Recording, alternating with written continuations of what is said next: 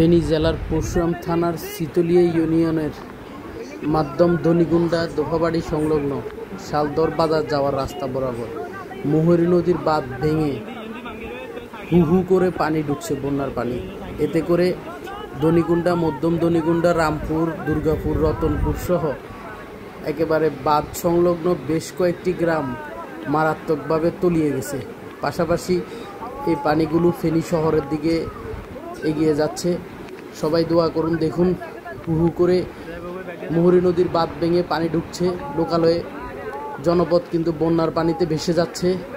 পাশাপাশি এখানে কিন্তু মানে বন্যা প্রোটেক্টর কোনো ব্যবস্থাই এখনও গ্রহণ করা হয় নাই।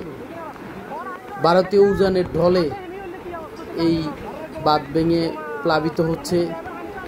শুধুমাত্র এই বাঁধটি নয়, এখন পর্যন্ত 10টি জায়গা, 10-এরও অধিক জায়গায় বাঁধ ভেঙে গেছে কিংবা বাঁধের উপর দিয়ে পানি প্রবাহিত হচ্ছে, এমন খবর পাচ্ছি। আল্লাহ সহায় হোক। ফেনীর অবস্থা খুবই ভয়াবহর দিকে যাচ্ছে। 24-এর বন্যা ছাড়িয়ে যাবে বলে মনে হচ্ছে। সকলে মহান আল্লাহর সাহায্য সহযোগিতা কামনা করুন। যে যার অবস্থান থেকে বন্যা মোকাবেলার জন্য প্রস্তুতি নেন। মানুষের জন্য, জীবনের জন্য 24-এর বন্যা থেকে যে সকল শিক্ষা আপনারা পেয়েছেন, এখনই আপনারা সকল প্রস্তুতি গ্রহণ করুন। বিশেষ করে আপনাদের যাদের মোবাইল রয়েছে, মোবাইলটা বেশি ব্যবহার করার দরকার নেই, কারণ মোবাইলের চার্জ শেষ হয়ে গেলে কিভাবে দিবেন, বিদ্যুৎও থাকার সম্ভাবনা থাকে না।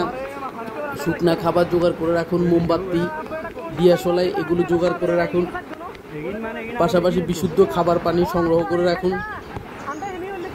একে অপরের সহযোগিতা করার চেষ্টা করি।